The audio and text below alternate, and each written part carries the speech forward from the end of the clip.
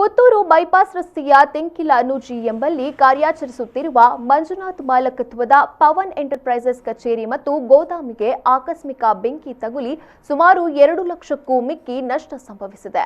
ಅಗ್ನಿಶಾಮಕ ದಳದವರು ಬೆಂಕಿ ನಂದಿಸುವಲ್ಲಿ ಸಹಕರಿಸಿದರು.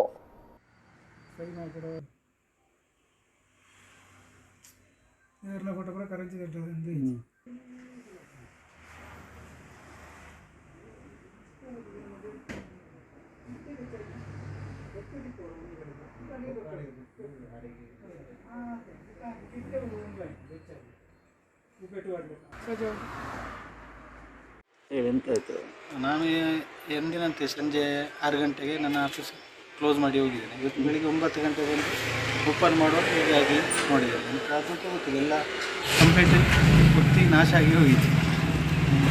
ನನ್ನ ಆಫೀಸ್ನ ಬಿಲ್ ಮಾಡುವಂಥ ಸಿಸ್ಟಮ್ ಕಂಪ್ಯೂಟ್ರು ಎಲ್ಲ ಕಂಪ್ಲೀಟ್ ನಾಶ. ಹೆಸರು ನಿಮ್ಮದು? ಹಾಂ, ನಿಮ್ಮ ಹೆಸರು? ಮಂಜುನಾಥ್.